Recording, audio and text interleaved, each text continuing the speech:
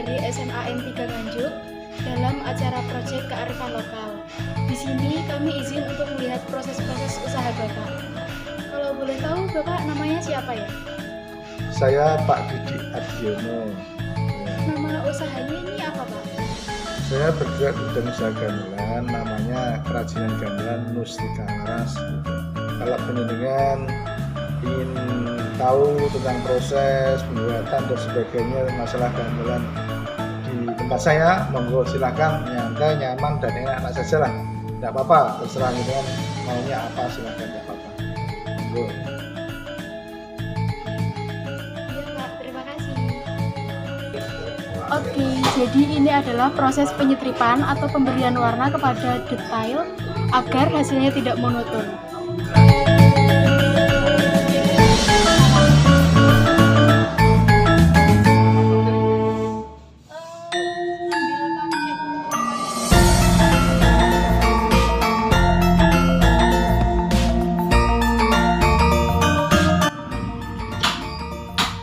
Hai guys, ini adalah proses penyisiran batu hijau untuk pengilapan bahan logam.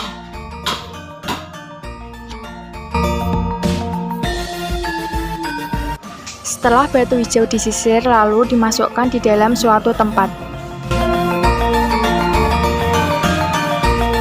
Setelah itu, proses pencampuran bensin.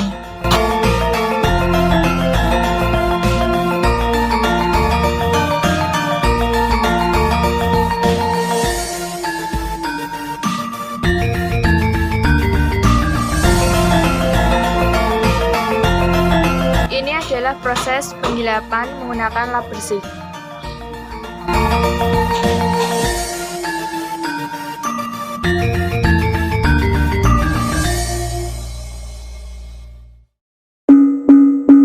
Pak, ini namanya apa? Ayo, Diapakan ya? dicek. Biar apa Pak? Dicek.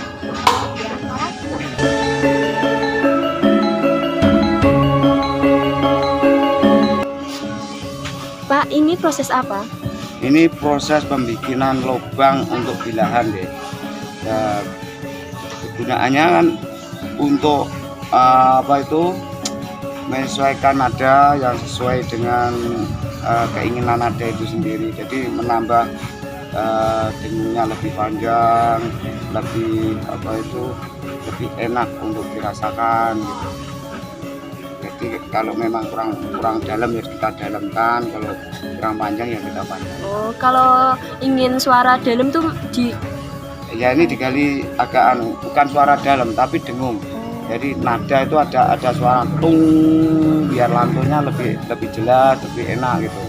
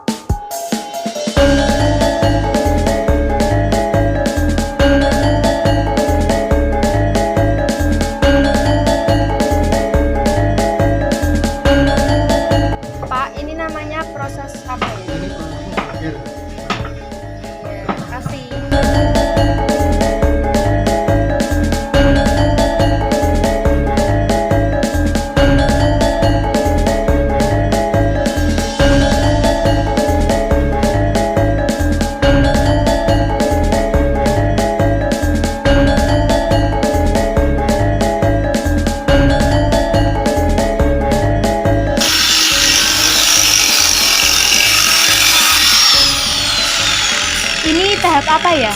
Ini tahap dari tukang pembersihan. Oh. Bapak sedang melakukan kegiatan apa?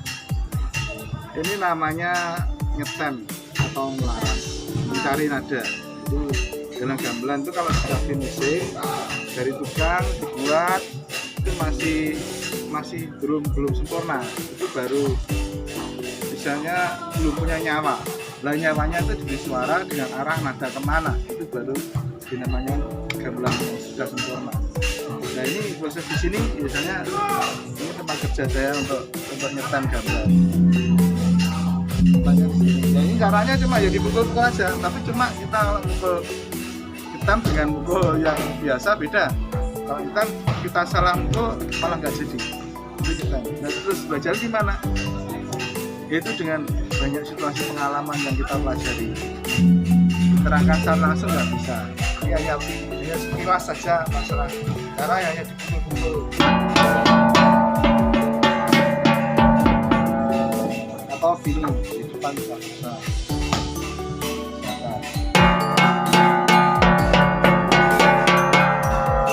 Berarti dicari reaksinya seperti apa. Ada peningkatan enggak, dan seterusnya sampai dianggap itu benar, itu baru selesai. Mungkin itu caranya prosesnya. Dan nyetam itu banyak gamelan yang kan modalnya gamelan banyak istilahnya, cara nyetamnya nggak bisa. Jadi salah satu namanya yang bagian dari gong namanya kempul. Jadi cara nyetam ya seperti ini. Kadang-kadang taruh sini, kadang-kadang langsung jantung, kadang-kadang harus ditipiskan, diubah bentuknya. Jadi banyak ilmunya banyak.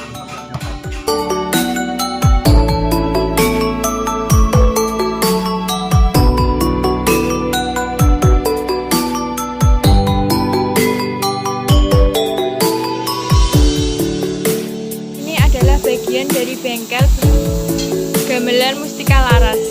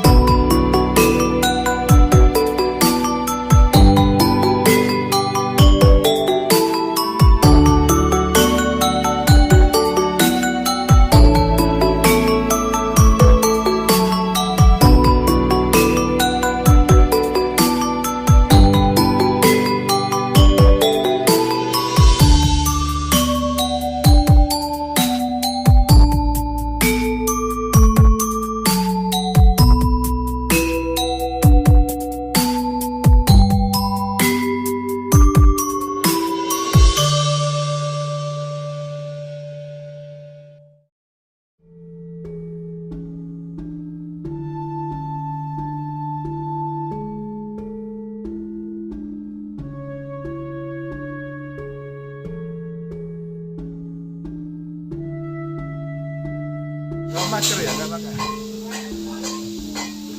Kita kepala satu ya, udah dekat masuk.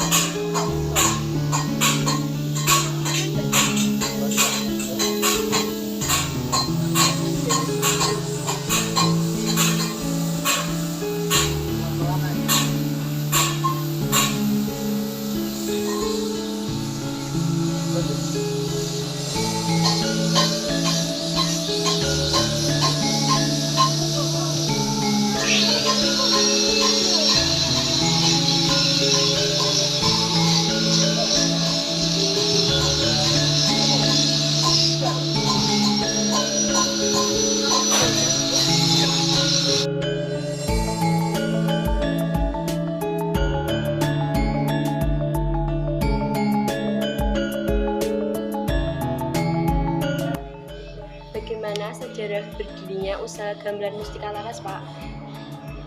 Iya, dulu memang gamelan Mustika Laras itu dirintis oleh kakek saya, jadi sekitar tahun 1959.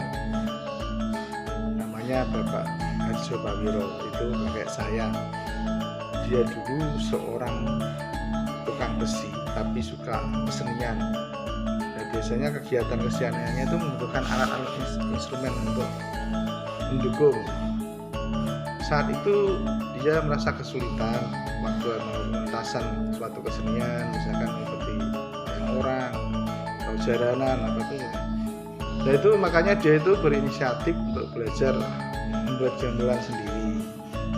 Awalnya ya juga belum sempurna, jadi hanya sebatas menirukan itu modelnya seperti apa, dan bentuknya juga masih jelek. Tapi dengan ketekunannya beliau akhirnya juga bisa membuat proses gamelan itu seperti model gamelan saat ini. Itu awalnya gitu. Terus dia waktu merintis itu dibantu oleh putranya, yaitu itu bapak saya, namanya Pak Nur Hadi.